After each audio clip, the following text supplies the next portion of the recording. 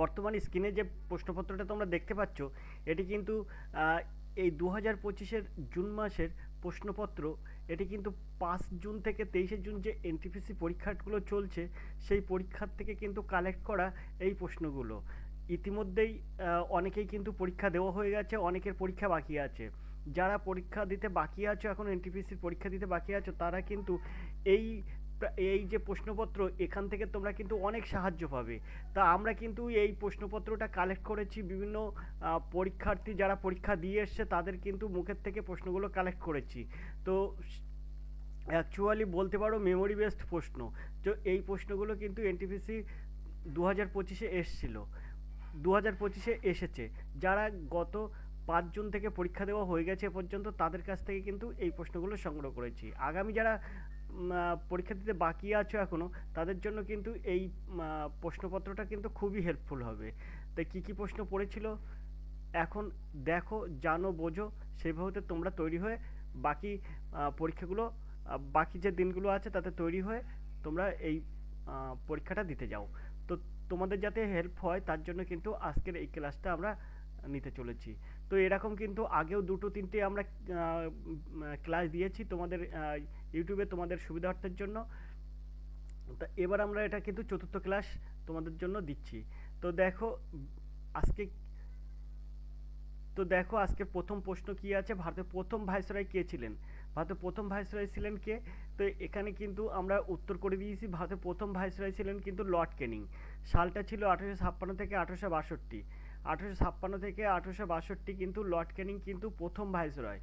ভারতের প্রথম ভাইসরয় ছিলেন লর্ড ক্যানিং 1856 থেকে 1862।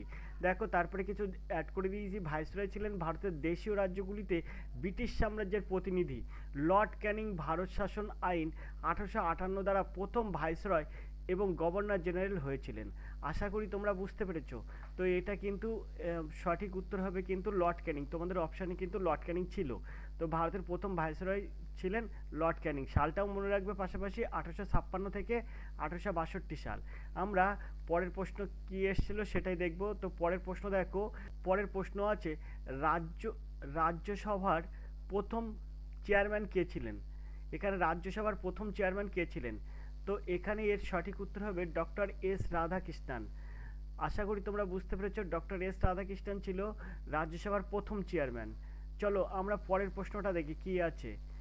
পরের যে প্রশ্নটা আছে দেখো, ভারতের মার্টিন লুথার হিসাবে মানে পরিচিত কে?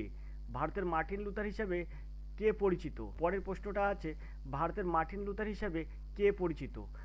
আশা করি তোমরা বুঝতে পেরেছো প্রশ্নটা কি। এখানে জ্ঞান হয়ে গেছে। এখানে ভারতের মার্টিন লুথার হিসেবে পরিচিত কে? এখানে সঠিক উত্তর হবে স্বামী দয়ানন্দ সরস্বতী। স্বামী দয়ানন্দ সরস্বতী। আশা করি তোমরা বুঝতে পেরেছো। আমরা চলে যাবো পরের প্রশ্নে। পরের প্রশ্ন আছে দেখো, রোলিং স্টক এক্সচেঞ্জ চালু হওয়ার সময় ভারতের প্রধানমন্ত্রী কে ছিলেন? রোলিং স্টক এক্সচেঞ্জ চালু হওয়ার সময় ভারতের প্রধানমন্ত্রী কে ছিলেন? এখানে সঠিক উত্তর কিন্তু Morarji Desai. Rolling stock exchange চালু হওয়ার সময় ভারতের প্রধানমন্ত্রী ছিলেন কিন্তু মোরারজি দেশাই। আশা করি তোমরা বুঝতে পেরেছো। চলো আমরা পরের প্রশ্ন দেখি। এনটিপিসির এই প্রশ্নগুলো কিন্তু খুবই গুরুত্বপূর্ণ। এই প্রশ্নগুলো কিন্তু গত 5 জুন থেকে যারা পরীক্ষা দিয়েছে তাদের মেমোরি বেসড প্রশ্ন, এই প্রশ্নগুলো আমরা কালেক্ট করে কিন্তু তোমাদের সামনে তুলে ধরছি। দেখো পরের প্রশ্ন আছে, এখানে আমি 1 টাকায় 7টি লেবু কিনেছি, 75% লাভের জন্য কত টাকায় এগুলো বিক্রি করা উচিত? তো এর প্রশ্নের সঠিক উত্তর কি করে বার করবে? তাহলে দেখো 1 টাকায় যদি 7টি লেবু কিনেছে, 75% লাভের জন্য ওগুলো ক টাকায় বিক্রি করা উচিত? তাহলে 1 টাকায় যদি 7টি লেবু কেনে, ওইগুলো কিন্তু তার 75% লাভে বিক্রি করতে হবে। তার মানে কি 1 টাকা 75 পয়সায় তাকে কিন্তু বিক্রি করতে হবে। তাই 1 টাকা 75 মানে 1 টাকা 75 পয়সায় তাকে বিক্রি করতে হবে। বলেছে ওই 75% লাভের জন্য কত টাকায় ওগুলো বিক্রি করা উচিত। তাহলে সেখানে 1 টাকা 75 পয়সায় সেগুলো বিক্রি করা উচিত, 1.75 টাকায়। আশা করি তোমরা বুঝতে পেরেছো। চলো আমরা চলে যাবো পরের প্রশ্নে। পরের প্রশ্ন কি আছে, এখানে আছে কৃত্রিম বুদ্ধিমত্তার জনক হিসাবে কে পরিচিত? তো কৃত্রিম বুদ্ধিমত্তার জনক হিসেবে পরিচিত হচ্ছে জন ম্যাকার্থি। আশা করি তোমরা বুঝতে পেরেছো। আমরা চলে যাবো পরের প্রশ্নে। ইসরো এর ইসরো এর বর্তমান প্রধান কে? ইসরোর বর্তমান প্রধান কে? Doctor V Narayanan. ইসরোর বর্তমান প্রধান কে? তো ডক্টর ভি নারায়ণন হচ্ছে ইসরোর বর্তমান প্রধান। তো পরের প্রশ্ন আছে দেখো, জিএসটি একটি সংশোধনী আইন হিসেবে চালু করা হয়েছিল কত সালে? তো পয়লা জুলাই 2017। পয়লা জুলাই 2017 এই সাল থেকে কিন্তু জিএসটি একটি সংশোধনী আইন হিসেবে চালু করা হয়েছিল। এবারে পরের প্রশ্ন আছে দেখো, পরের প্রশ্ন আছে খিলাফত আন্দোলনের নেতৃত্ব কে দিয়েছিলেন? শওকত আলী আর মোহাম্মদ আলী।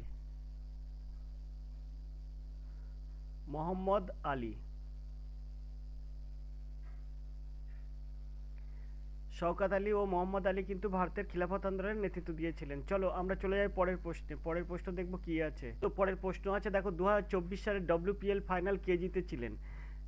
তো এখানে এটাও কিন্তু রয়্যাল চ্যালেঞ্জার ব্যাঙ্গালোর। এটার সঠিক উত্তর হবে রয়্যাল চ্যালেঞ্জার ব্যাঙ্গালোর, অর্থাৎ রয়্যাল চ্যালেঞ্জার ব্যাঙ্গালোর হচ্ছে এই ডব্লিউপিএল 2024 জিতেছে, অর্থাৎ আরসিবি। চলো আমরা চলে যাই পরের প্রশ্নে। পরের প্রশ্ন কি আছে? পরের প্রশ্ন আছে ভারতের গবেষণা ও উন্নয়ন বাজেটের শতাংশ কত? তো এখানে জিডিপির হিসেবে 0.64%। আশা করি তোমরা বুঝতে পেরেছো। চলো আমরা পরের প্রশ্নে চলে যাই। পরের প্রশ্ন আছে দেখো, এইচটিটিপি এর সম্পূর্ণ রূপ কি, অর্থাৎ এর সম্পূর্ণ নাম কি? তোমরা যদি ইউআরএল যখন দেখবে তখন এই কথাটা কিন্তু লেখা থাকে এইচটিটিপি। তো এটা হচ্ছে হাইপার টেক্সট ট্রান্সফার প্রোটোকল। চলো আমরা চলে যাই পরের প্রশ্নে। পরের প্রশ্ন কি আছে দেখো, প্রস্রাবের পিএইচ এর মান কত? তো প্রস্রাবের পিএইচ মান হচ্ছে 6। আশা করি তোমরা বুঝতে পেরেছো। চলো আমরা পরের প্রশ্নে চলে যাই। প্রধানমন্ত্রী জনমান যোজনা সম্পর্কিত কোন গোষ্ঠীর মধ্যে? এটা উপজাতি গোষ্ঠীর মধ্যে কিন্তু এটা প্রচলিত। চলো আমরা চলে যাই পরের প্রশ্নে চলে যাই। লিঙ্গ বৈষম্য সূচকে ভারতের স্থান কত? 193টি দেশের মধ্যে 108। আশা করি তোমরা বুঝতে পেরেছো। লিঙ্গ বৈষম্য সূচকে ভারতের স্থান হচ্ছে 193টি দেশের মধ্যে 108 নম্বরে আছে ভারত। চলো আমরা পরের প্রশ্নে চলে যাই। পরের প্রশ্ন আছে কাঠ পোড়ানো এটা হচ্ছে কোন বিক্রিয়া? কাঠ পোড়ানো এটা হচ্ছে রাসায়নিক বিক্রিয়া। চলো আমরা পরের প্রশ্নে চলে যাই। পরের প্রশ্ন আছে ভারতের রাজ্যপালের নিয়োগ কোন অনুচ্ছেদে উল্লেখ করা হয়েছে? 155 নম্বর অনুচ্ছেদে, অর্থাৎ 155 নম্বর ধারায় কিন্তু এটা উল্লেখ করা হয়েছে। চলো আমরা চলে যাই পরের প্রশ্নে। পরের প্রশ্ন আছে ঝাড়খণ্ডের মুখ্যমন্ত্রী কোন দলের? তো ঝাড়খণ্ডের মুখ্যমন্ত্রী হচ্ছে হেমন্ত সোরেন, ইনি কিন্তু মুক্তি মোর্চা। আশা করি তোমরা বুঝতে পেরেছো। চলো আমরা চলে যাই পরের প্রশ্নে। ঝাড়খণ্ডের মুখ্যমন্ত্রী হেমন্ত সোরেন এবং ইনি কিন্তু মুক্তি মোর্চার দলের একজন, মুক্তি মোর্চা দলের হয়ে প্রতিনিধিত্ব করেন। চলো আমরা চলে যাই পরের প্রশ্নে। পরের প্রশ্ন আছে দেখো, বর্তমানে রেপো রেট কত? এর সঠিক উত্তর হবে 6%। বর্তমানে রেপো রেট হচ্ছে 6%। আমরা চলে যাব পরের প্রশ্নে। অনুচ্ছেদ এখানে বলছে 76 অনুচ্ছেদ কিসের সাথে সম্পর্কিত? 76 এই অনুচ্ছেদটা কিসের সাথে সম্পর্কিত? সঠিক উত্তর হচ্ছে ভারতের অ্যাটর্নি জেনারেল, ভারতীয় সংবিধানের 76 ধারা তার অংশ 5 এর অধীনে ভারতের অ্যাটর্নি জেনারেল পদের সাথে সম্পর্কিত। সংবিধানের 76 ধারা উল্লেখ করা হয়েছে যে তিনি ভারতের সর্বোচ্চ আইন কর্মকর্তা। ভারত সরকারের প্রধান আইনি উপদেষ্টা হিসাবে তিনি সমস্ত আইনি বিষয়ে কেন্দ্রীয় সরকারকে পরামর্শ দেন। আশা করি তোমরা বুঝতে পারছো। তাহলে অনুচ্ছেদ এখানে 76 এই অনুচ্ছেদ কিসের সাথে সম্পর্কিত? ভারতের অ্যাটর্নি জেনারেলের ক্ষেত্রে কিন্তু এটা সম্পর্কিত। আশা করি তোমরা বুঝতে পেরেছো। তো এই ছিল কিন্তু এ সপ্তাহের এনটিপিসি পরীক্ষার প্রশ্নপত্র, কালেক্ট করা প্রশ্নপত্র তোমাদেরকে আজকে ক্লাসে দেখালাম।